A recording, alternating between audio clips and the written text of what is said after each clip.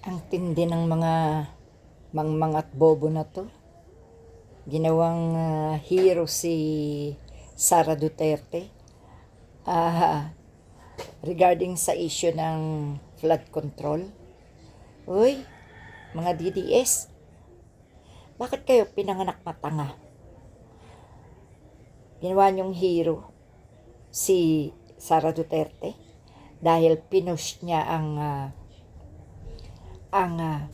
pagbibintang sa mga matitinong kongresista na kalaban niya sa impeachment niya ang tungkol sa flood control issue.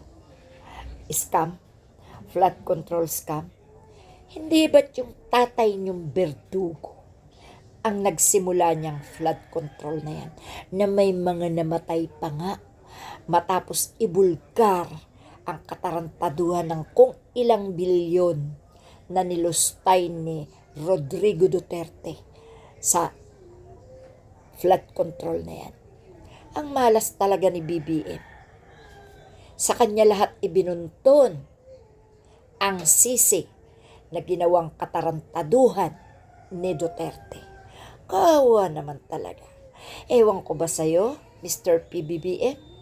Bakit hanggang ngayon hindi mo pinapalaga ng mga Duterte?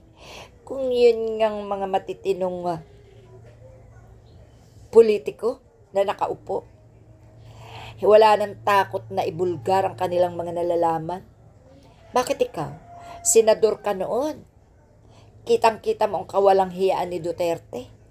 Kinuha ka pang katandem ng anak. Bakit hindi ka kumikibo? O hindi mo rin sabihin ang mga nalalaman mo? Ngayon, presidente ka na. Yung animal na Berdugo, wala na. Nakakulong na. Isigaw mo na yung nalalaman mo. Para naman lubos-lubusin mo na. Bakit hindi mo magawang kalabanin ng mga Duterte? Bakit ipinauubaya mo sa mga kapwa mo Pilipino? Bakit mo ipinauubaya sa sambayan ng Pilipino ang pakikipaglaban sa Judas na dati ay kasama mo at naging katandem mo? Mr. President, huwag mo hayaang lamunin ka ng tuluyan ng iyong mga kalaban. Yang mga kalaban mo, hindi na yan magbabago. Hindi na yan titigil. Hanggat hindi nila nakukuha ang kanilang gusto sa'yo. Alam mo, naging presidente ka. Hawak mo na ang lahat ng powers. Bakit hindi mo yan gamitin sa tunay na kalaban? Alam mo, hindi magandang makita ng taong bayan ang mga plastikang galawan sa gobyerno. Diyan nag-uumpisa ang kasamaan sa mga nakikita, sa mga umuupo. Yung bang, kunwari awayan, kunwari ibatuhan, pero sa likod ng kamera, kayo ay nagmamahalan. Tama na ang mga panlilinlang. Kung kalaban mo, kalaban mo. Kung kakampi mo, kakampi mo. Kung nasa neutral lang. Ganun lang yun. Ipakita nyo ang totoo. Huwag nyong hayaan na pare-pareho kayong mawalan ng simpatya mula sa taong bayan.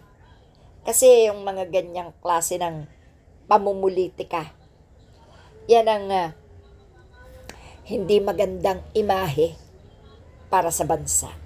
Yung plastikan, yung away kunwari dito, kunwari doon, pagkatapos sa huli, kayo ang makikita na magkakasama. Di ba niloloko nyo ang taong bayan? Kaya kung ako sa'yo, Mr. PBBM, kung ayaw mo na may tinik sa iyong paglilingkod, bakit di mo subukang tanggalin na ang mga Duterte sa landas ng gobyerno? Ayan, mas hero pa kesa sa'yo ang taong anak ng pinagmulan ng mga baha, ang taong nagbanta na sa buhay mo, ang taong gustong umagaw ng kapangyarihan mo. Ang tao na pati ang kapatid mo ay nilason ang isipan. Pag-aralan mong mabuti yan.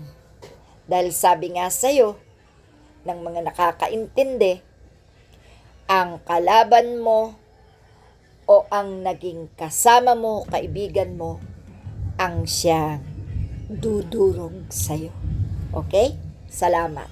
Hero daw si Sara Duterte. Hero daw ng baha, ng flood control. Hindi ba si Sara Duterte ay anak ng punot dulo ng flood control project scam? Okay?